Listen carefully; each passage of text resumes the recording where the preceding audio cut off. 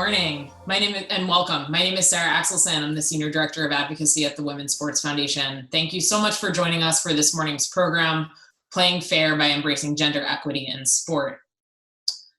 This program is a partnership between the Women's Sports Foundation and the Chicago Council on Global Affairs Women, Equity, and Global Development Forum. The Women's Sports Foundation is the ally, advocate, and catalyst for tomorrow's leaders. We exist to enable girls and women to reach their potential in sport and life. For more than 45 years, we've worked to improve sport access and opportunity from grassroots to professional levels. And since Title IX was enacted in 1972, we've seen women's participation in sport growing exponentially. Yet women's athletic successes remain stifled by inequity and insufficient opportunity. We've seen as the coronavirus pandemic has halted competition globally, female athletes are hurt disproportionately because of rescheduled seasons, reverted sponsorships, and resources, and decreased incomes proportional to the number of games and competitions played. So while we continue to cheer on these ceiling-breaking advancements, we want to find out how can we keep the momentum going and ensure that equity and access are fair game for all athletes.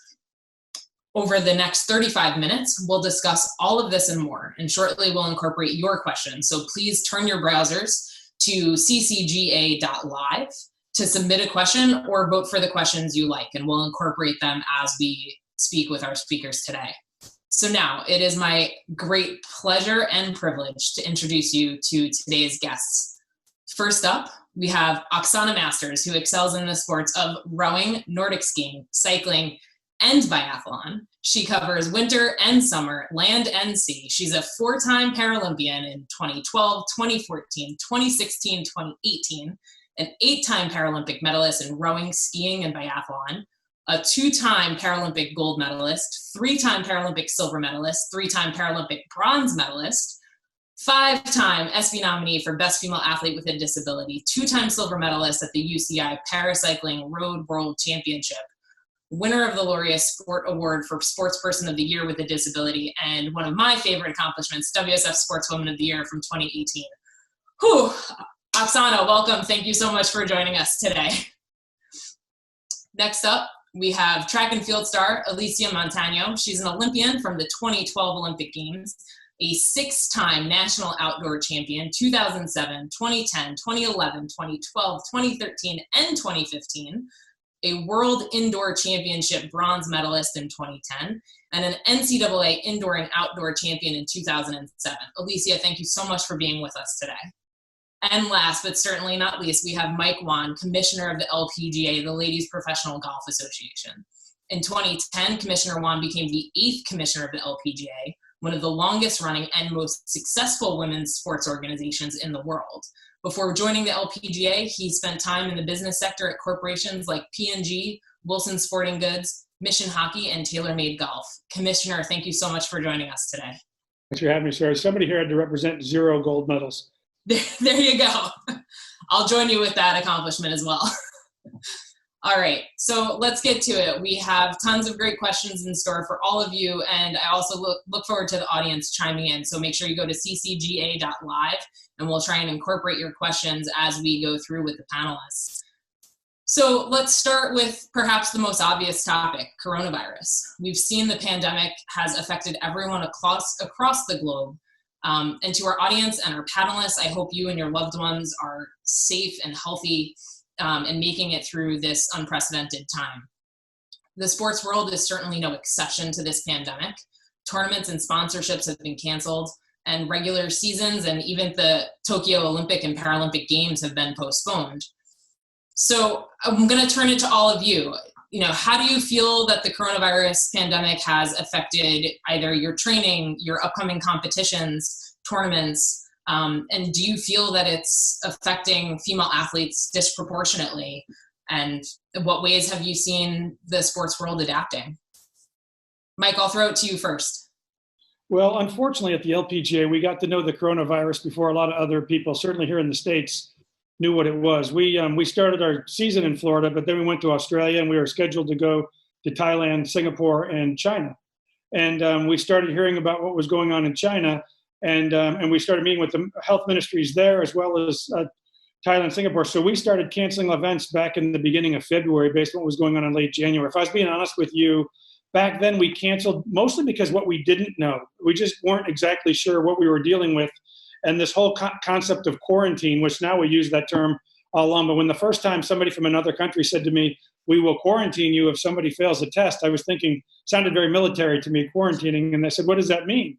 They said, well, we'll essentially lock you in the hotel for 2 weeks and track your progress. And I said, well, you can't lock us in a hotel. Like, we have another event the next week in another country. So we canceled our first 3 events because we weren't sure what we were dealing with. Unfortunately, once we came back to the States and started canceling events here in America, we started canceling events because we knew what we were dealing with. So for the LPGA, one of the things we're most proud of is we're super global. We play all over the world. We have players from all over the world. We're televised in 170 countries, all things that pre-COVID were the greatest assets in sports. All things post-COVID that are probably making it just as difficult as ever, because now I have athletes virtually all over the world dealing with all different kinds of travel bans and their own locked-in quarantines. And it's really difficult for us to get started again. And being global right now is a significant disadvantage, as strange as that sounds, even though I know when COVID passes, it will once again be one of the things that we're most proud of. Yeah, absolutely. Alicia, how has this pandemic affected you? I know you're a new mom. Congratulations. Thank you. New baby in the house. What has the pandemic done for your training and your access to train and just for your family? Yeah, well, the question of it being disproportionate, so many things. So I'll start with my family, and then I'll talk about it on a broader perspective in communicating with my other female training partners, athletes, teammates. I just said teammates. I don't have any partners. My partners are my babies. Really, the thought for me is, we have to plan our maternity leave, whatever that looks like for us. And I was like, I'm going to have a 5-year-old that's going to be in elementary school. I will have a 2-year-old that's going to be in preschool. I'll have a newborn baby. I'll be able to do my core and all the things that I need to do to get myself back by around like the 8-week mark. And then I'll do my home gym exercises anyway for me. But by that time, around this time, I was expected to be able to, my son's about to be out of the newborn stage.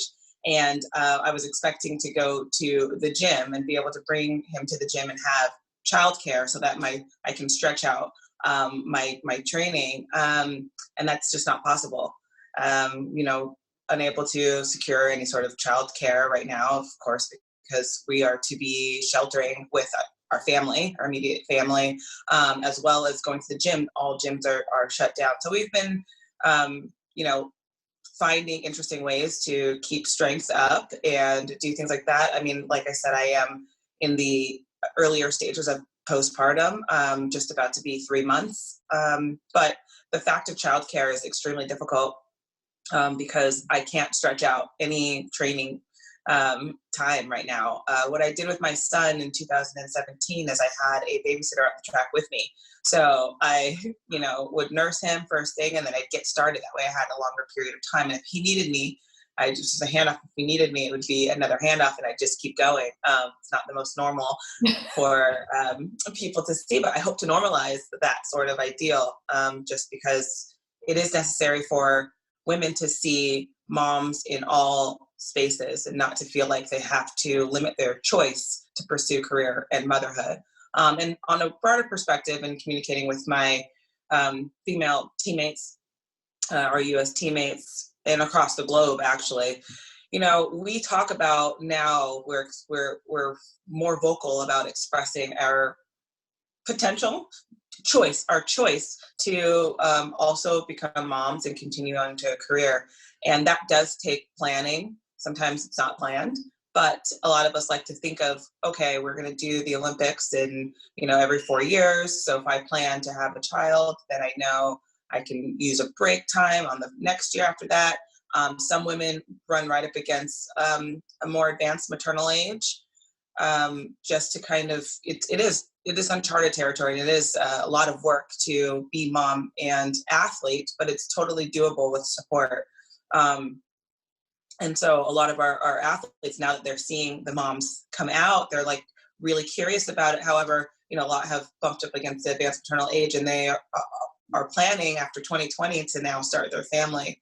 On the other side of that, if you push out the Olympics a whole other year, it does matter for a woman that is thinking about, bearing children and just knowing her options. Some have started fertility treatments that are now, kind of messed up the cycle, I guess, and them being able to do what they need to do in order to start their family. So there's a lot more challenges that coronavirus has placed upon women athletes, especially as it comes to pursuing career and motherhood.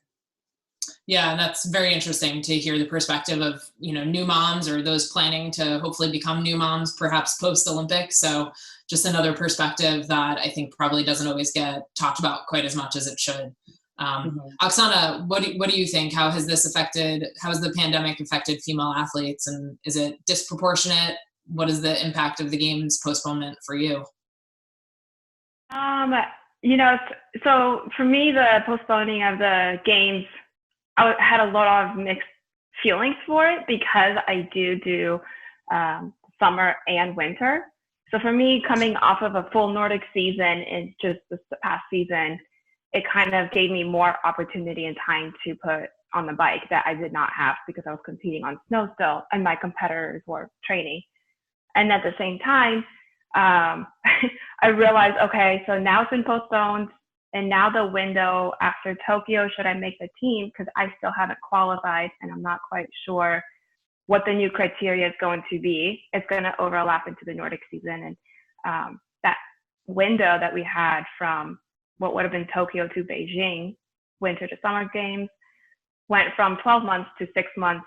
And it kind of made me realize, like, oh my goodness, you have to peak at the highest level, the biggest date possible, twice in a 6-month period. But I'm up for a good challenge, and everyone's in the same boat, so I'm gonna take it day by day. And I think it has had the postponing and the whole COVID crisis has had like a impact on women in sports. Because one thing I've noticed a little bit just like watching TV is, so I'm a firm believer in visibility. And seeing is believing, especially for that young generation of young girls and women and who want to be athletes or being active. And they're replaying a lot of like men's basketball and football and things like that. And I want to see more women, because how are those girls going to still get inspired and maintain that desire when all they're seeing during this is old footage of just one part of the athletic field? Yeah, certainly. And I think for me, I was trying to figure out if there were more women's sports being aired or if I just had more time to tune in. Because I certainly have been able to catch a few, whether it was, the replay of a whole bunch of the women's basketball Final Four tournaments. There was a string where they were replaying basketball Olympic gold medal games, had a chance to see the 99ers World Cup final.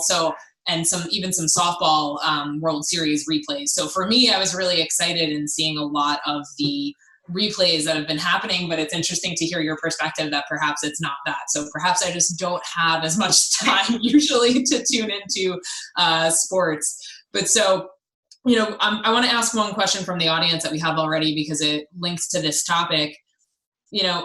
How can folks support their favorite athletes or favorite teams during this time and during the pandemic? I think there's a fear that for some of the smaller leagues that aren't quite as stable perhaps as a league like the LPGA, right? Is there a concern that they could just go away? How do we make sure that we can continue supporting leagues and the athletes in them through this pandemic? I'll open that up to whoever wants it. Mike, do you have some perspective on that from the LPGA perspective? Yeah, I mean, the good news, like you said, I guess the good news on the LPGA is because we're so global, we have, both fans and sponsors from all over the world. But I would tell you the most important thing right now, if you're a fan of either an athlete or a sport, is follow them, show that support. Don't have that support inside, get it on the outside. And I say this all the time to our fans that I'll see in airports and at events. If you love the LPGA, love the people who write checks to the LPGA, because what changes athletics and sponsorship of athletics is when investing in the LPGA changes the brand that invested. So if you believe strongly in women's sports, when you're watching women's sports and see the brands that support it, support those brands and do it vocally. There's nothing better to me than flipping open a Twitter and seeing somebody say, I've decided to buy a Kia because I enjoyed the Kia Classic, and I think Kia is doing something pretty special that relates to women's sports. I've said this many times, but Title IX didn't happen because all of a sudden everything was equal. Somebody made a decision to make things equal before they were. And at some point, Title IX is going to happen at network TV. And at some point, Title IX is going to happen in sponsorship. I say this to CEOs all the time. You didn't wait until board membership was 50-50 before you started investing in a major way in women's leadership and empowerment and opportunities. So why, when you look at your billions of dollars you spend in consumer marketing, don't you ask the same question, which is, how can we spend 93% of our dollars on men's sports and 7% of our dollars on women's sports, which is the split, unfortunately, globally in terms of men's and women's sports. And I always say, I walk into a CEO's office and on the wall it says, we support men and women equally. And I said, well, it's one thing to do that inside your building. Do it outside your building, and we'll create Title IX on a much grander scale. So I think to Oksana's point, it's there's a lot more women's sports on TV today than there was 10 years ago, but a long way from making sure that a 7-year-old young girl feels like she has the same opportunities as a 7-year-old young boy. And I think if we're just waiting for leagues to change that, we're kidding ourselves. I think the people that have $100 million consumer marketing campaigns, and some of the great ones are even in Chicago that are probably on this call. We've got incredible ones right there at Chicago Mercantile Exchange and CME and Aon, all based in that area, that have put their money where their mouth is. But I think as more and more corporate executives challenge their marketing department like they challenge their HR department, that's when we're going to see mega shifts in how much women's sports we see on TV. Yeah, that's a very good point. And so speaking of support and financial support, Oksana, I want to come to you because something that I think may not be as widely known for everyone is that it was only just in September of 2018 that the USOC began paying equal prize money to Paralympic medalists as they were to the Olympic medalists. And then just last year, the USOC changed their name to become the USOPC, which went from the United States Olympic Committee to the United States Olympic and Paralympic Committee. So, first of all, you have 8 medals under your belt. So certainly that change in prize money had to have a big impact on you personally. But what does it mean to you for that theory, the idea of support and the increased support from the USOPC, and what does the name change signal to you? Well, the name change signal is everything, and growing the Paralympic movement and growing the Paralympics and the awareness of it and knowledge of it here in the US, because before you know what it is, you have to see the word and get comfortable with what it is. And it's the USOPC is one of, I think there might be one other country, I'm not sure where, that has a combination of the US, or in our case, it's US Olympic and Paralympic Committee, and then it'd be different for that country. But it's huge recognition, and just like small as something, getting like a piece of mail and seeing the USOPC, US Olympic and Paralympic is crucial for like everyone who supports the USOPC, but then also the Olympians at the same time, because they're also seeing Paralympic and realizing we are all one Team USA. There's no longer a line that's dividing the Olympic rings and the 3 little swooshes that make up the Paralympics. And then also USOPC went a step above and beyond, and they're not government funded. They're all the USOPC is relying solely on donations. I think a lot of people around the world, I know some of my competitors think just because you're on the US team and that you get so much government support, but that is not the case at all. And then when you're a Paralympic athlete, it's even less so. Originally, before the prize pay, the same amount of payment was announced, a Paralympic gold medal was half of an Olympic bronze medal. It wasn't even valued at all like what it should be. And it just signifies that, yes, it helped me personally because I was in so much debt. I was basically paying to be an athlete. I misjudged my rent to support my dreams and goals for leading into Sochi, that I ended up spending a couple nights in the car because I thought I had enough money, but I didn't.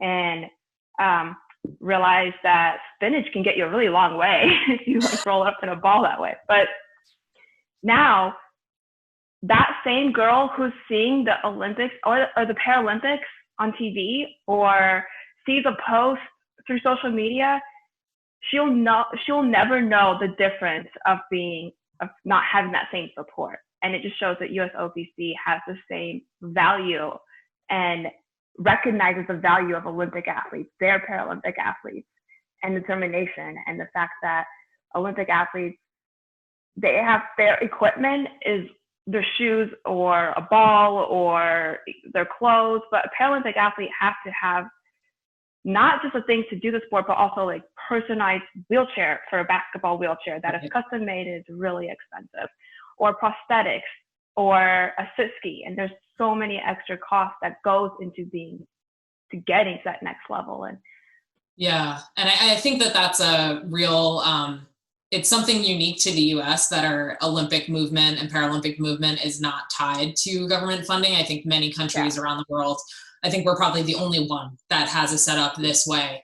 And the Women's Sports Foundation has the Travel and Training Fund that allows us to grant funds to athletes who are up and coming, trying to make it to the next level, and providing funds to them that allow them to buy that next piece of equipment that they need, or make it internationally to competitions that allow them to qualify for things. So that's one way that, Women's Sports Foundation helps to support athletes who need that support. So hopefully we can avoid some of the hardships that it sounds like you faced earlier on in your career.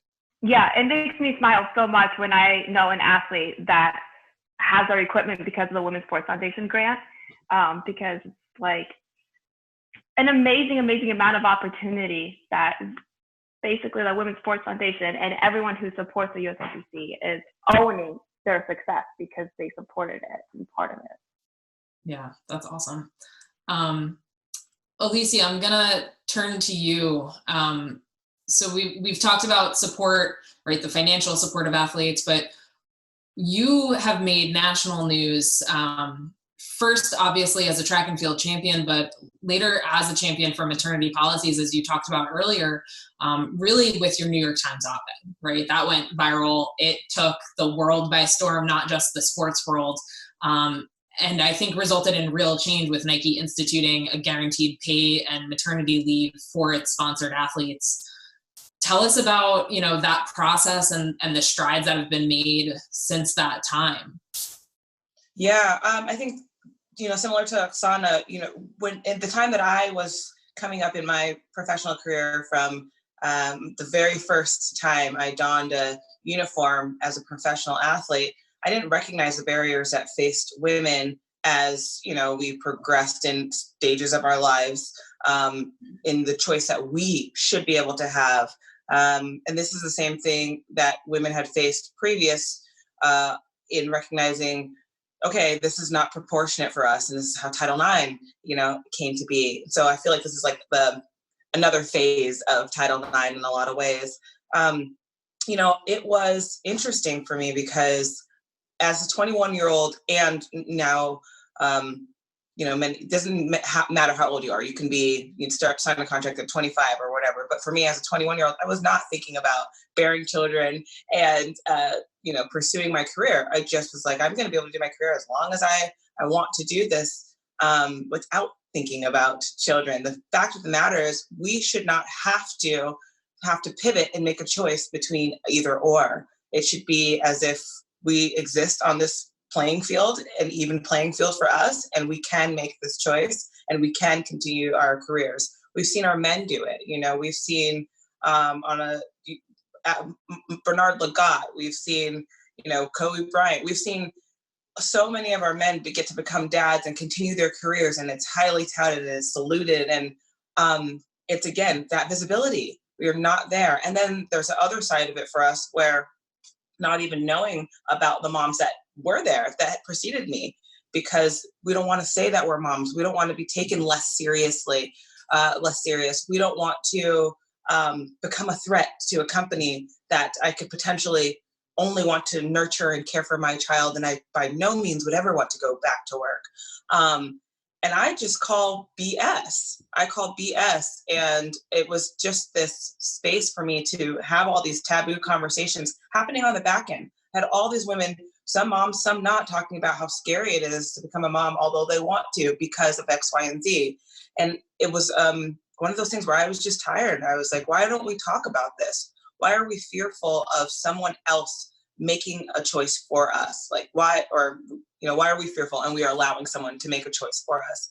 So I wanted to break down those barriers that limit a woman's choice to pursue and thrive in both their career and motherhood. And so sharing that op-ed was hard, to be honest. I just knew that I wasn't by myself. Again, like I said, the women who wanted to be mothers, the ones that chose not to be moms, and the ones that were moms, we were all having the same sort of conversation, being very open with it at the lunch table and all of our global competitions. However, I had no visibility for that. And when I made the choice to become mother after I made the Olympic team and the World Championship team, I even thought how ridiculous it was that I had to give myself permission because of what I've already done. I earned the right to become a mom now and continue my career. And when Serena became a mom, I remember people, the same thing for her. Well, she earned it. She's already, however many ridiculous, amazing amount of Grand Slam championships, so she can do it now. It's time for us to call BS. It's time for us to be vocal. It's time for us to not be afraid of all the words that people want to call a woman when they are assertive and they ask and they demand for change. And so the op-ed was a great opportunity to be able to share that. I had no idea it was going to go as viral as it did. I just knew that it mattered. And if it mattered at the table that I was sitting at, then perhaps it would matter within someone else's four walls. And I'm just happy that it mattered globally. And so now, I put my head down and I wanted to make sure the hashtag Through Maternity was not just a movement. It's a movement that matters, but I really wanted to make sure we had impact. And so I really put my head down and I worked with my co-founder, Molly Dickens, in creating the foundation And Mother that helps break down those barriers. And, we ask for your support at andmother.org for this very situation, where the moms are disproportionately affected right now in all career tracks. It's disproportionate for us. We are not the only caregivers. Our partners can be caregivers. And we just ask that you support us in our fight and in our mission, and that hopefully we can normalize career and motherhood, and that we can talk openly the way that I've been able to talk to, Women's Sports Foundation about the barriers I was facing to just, hop on at a certain time as a new mom and have people not look at you like you're not serious about trying to make it happen. Just, understand I am a mom and I don't want to pretend like I'm not a mom. So, yeah. For sure. And, it's certainly... Mike, were you going to say something? Yeah, it's okay. I'm just going to add on to what Elise is saying. I remember this is 5 or 6 years ago. I was giving a reporter a tour of an LPGA event. We went around the corner and he looked and he said, "What's in there?" And I said, "Oh, that's LPGA daycare." He said, "LPGA daycare?"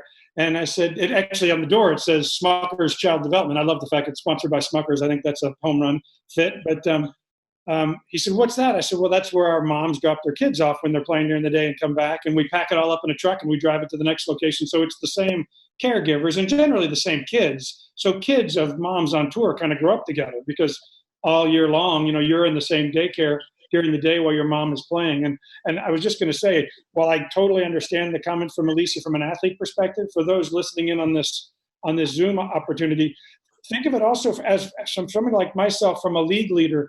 I don't want Stacey Lewis on the LPGA to win a bunch of majors and then to make a decision that it's time to be a mom and wants to leave. I'm invested in Stacey. She's a face of my tour.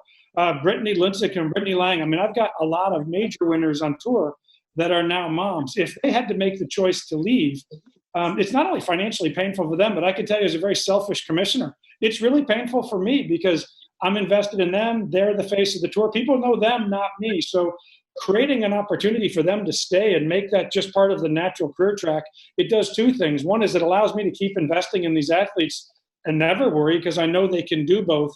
The second thing I can promise you it does, when you create real opportunity for women to compete by giving them the opportunities for daycare and other resources, Your 21-year-olds, your 19-year-olds, your 17-year-olds, I promise you they're watching.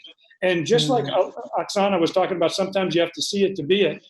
I think there's a lot of women on my tour that are 18. They're not thinking about being moms, but their impression of being a female mom and athlete changes every day when they walk by that daycare. And so if I don't change that stereotype and they believe that they have to choose the day they're going to become a mom and stop playing on tour, I've got tour problems. I've got business problems. So not only is it the right thing to do for the athlete, it's why would you run your business any other way? So I just think that you can tell yourself all kinds of reasons why it doesn't make sense, but I can promise you they get overwhelmed by the reasons why keeping moms, in my case, on tour or keeping moms on track is just smart business beyond the right thing to do.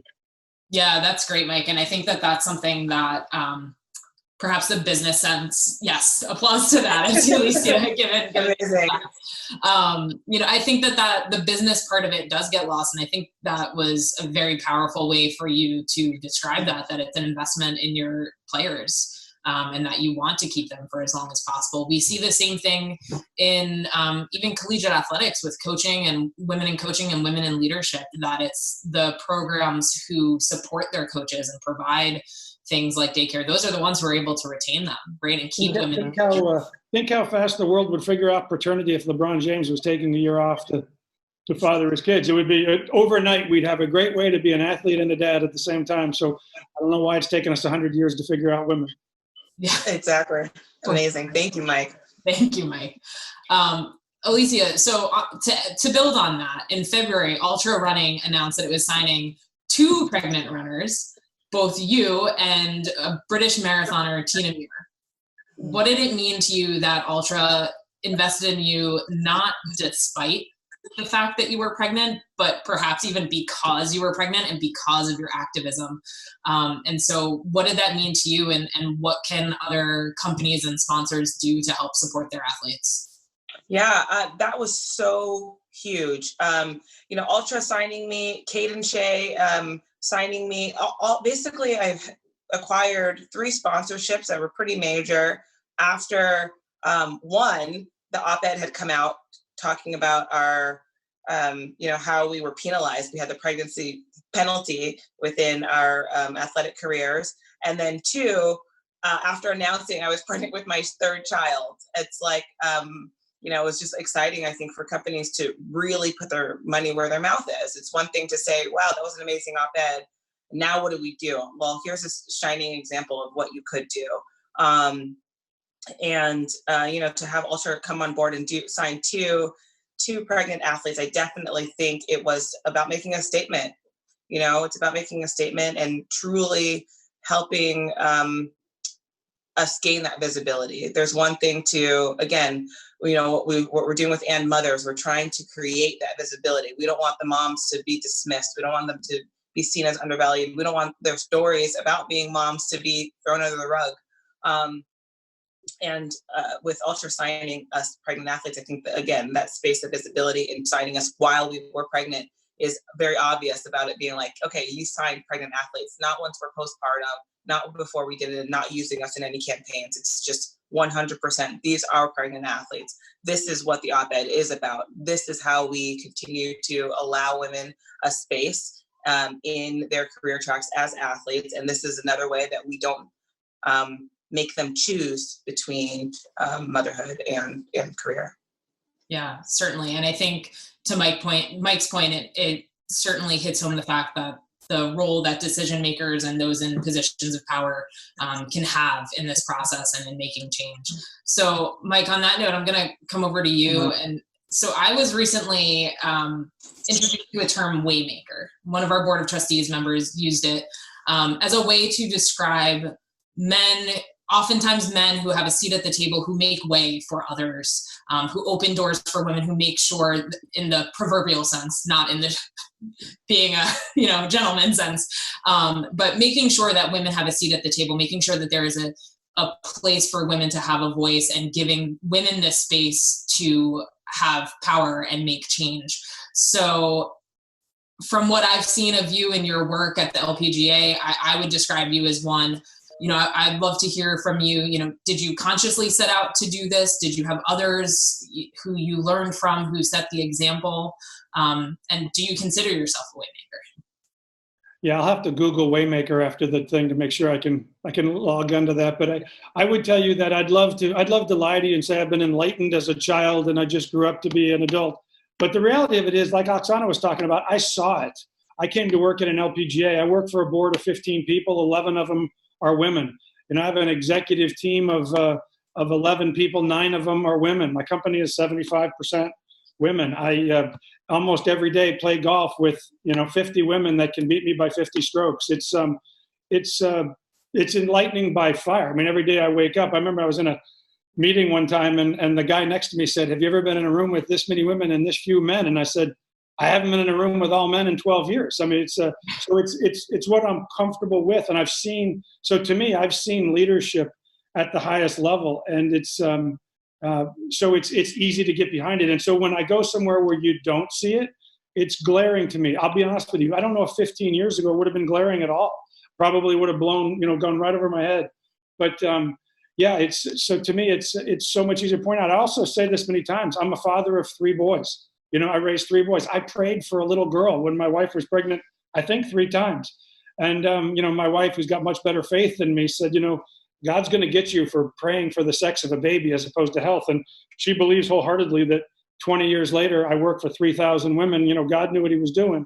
And it's, so I feel like, what I was hoping for was the opportunity to really learn in, living with and raising, a female. I'm getting all the time now. I mean, I stay in this job mostly because I learn more every day than I teach. And so, yeah, I don't know that I'm enlightened at all. I've just seen better. I mean, when you walk into what's really cool about the LPGA, I've said this about other sports. 8 of the members of my board are members of the LPGA. Imagine if Roger Goodell reported to a board that had more players on it than owners. I have more members on it than independent board members. So when people say you seem like you think a lot about what's important to the members, I do, because I'd get fired without it.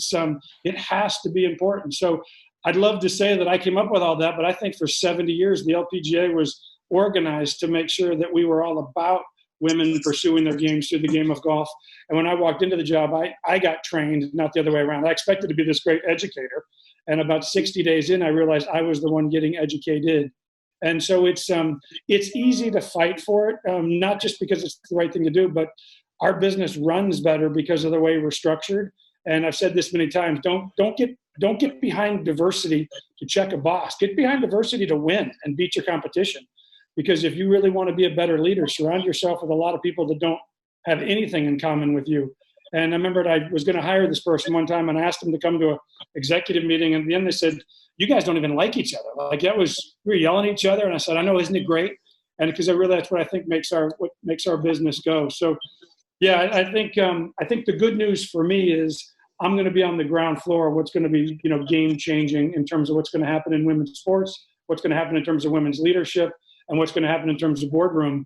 And I'll be able to remember when it wasn't like that. But I really believe my kids won't even know better. By the time they're that age, I think we'll have turned the corner. And I'll just be glad to have been there when the corner was turned. Yeah, that's great. Oksana, I know we've chatted a little bit. Do you want to tell us a little bit about who has inspired you to get into sports, if you've had role models in the process of getting into all of the many sports that you have found yourself in? Yeah, actually, so I'm really inspired by you, Mike, because the only person that really said I should get into the Paralympics or recommended sports for me was a local rowing club person there. It was a guy who coached me on his own time after work. He's the first one that said, "You can do this, you should do this." But then when I was really interested and became serious about it, and the person at that time who was the performance director of the rowing club or the rowing program for the US told me that it was a she, and she said that I'm too small. I don't have what it takes to be an athlete because of my size, and I'm just not going to ever make it. And so I guess, like, for me, it was, I never grew up seeing like a Michael Jordan or Serena Williams, partially because I was also like born in a different country. That didn't help. But like until I came to America, and those weren't there for me because I couldn't identify with someone that was missing legs. And how could I be there? Well, I have no legs. There's no one here that looks like me that's at the same level. And that person, when they told me no, I was determined to prove them that it doesn't matter what size I am, how many legs I have or do not have, or what I have or don't have, that I can do it and I'm going to be an athlete. And so I think it's kind of different because I didn't have that person believing in me except that one coach. And that fueled my fire. And I don't want, and I'm so proud to join the Women's Sports Foundation Athlete Advisory Panel because I'm hoping to be another voice and hopefully through my experience also to like help make sure that no girl, whatever age or woman, has to know, like someone tell her, no, you're too small to be an athlete. You're never going to be a competitive athlete and make it, and get more girls involved into sports and not get involved because they were told no. Yeah, that's great. And I think that hits home some of the points that we've seen in our research. So we had a research report earlier this year or last year. So at the Women's Sports Foundation, everything that we do is founded on research. We have a robust history of conducting research over our 45-year history.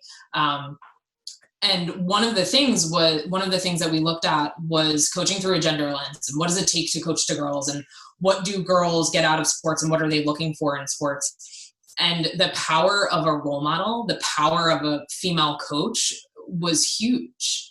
And being able to say that they loved the game, right? They did it for the love of the sport. So, I think that, Oksana, your story is really just a way to illuminate the research, and what you experienced is not unique to you, unfortunately, but thank goodness you had the fortitude to say, I'm going to prove you wrong. And you did have somebody who believed in you, that kind of planted that seed, and look what you've accomplished. It's so impressive. So we are very close to the end of our time together. So I want to close it out with one question for all of you. Earlier this year, WSF launched the Equity Project, which is a movement of individuals and organizations that aims to impact participation, policy, representation, and leadership in sports in both sustainable and measurable ways.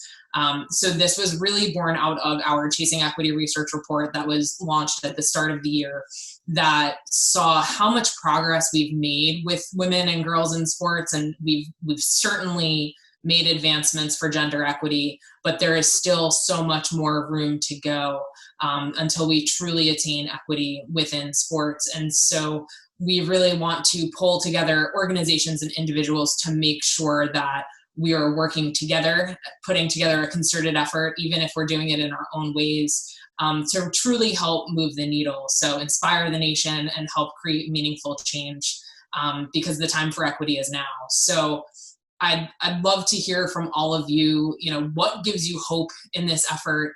Where do you think there are still opportunities to collaborate, still opportunities to make progress towards equity in your respective spaces and for sports in general? Mike, why don't you go ahead? I see you unmuted.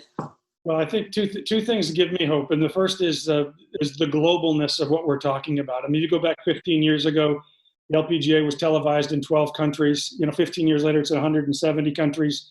I would say to the other female athletes on here, the Olympics made a huge difference for us too. It changed the way a lot of countries use the term podium sports. You're either a sport, which just means somebody plays it, or you're a podium sport, which means you might be on the podium with our flag behind you someday. And podium sports changed the way governments and a lot of local associations feel about that sport. And when golf became part of the Olympics, it probably didn't change a ton for men around the world, but for women, a young 9-10-year-old girl with talent in a lot of countries, it changed overnight. So what's happening not just in America, but around the world gives me hope. The second thing is, and this is just in a pure, I'm a guy who's always trying to get the check, right? I'm always talking to a sponsor about spending.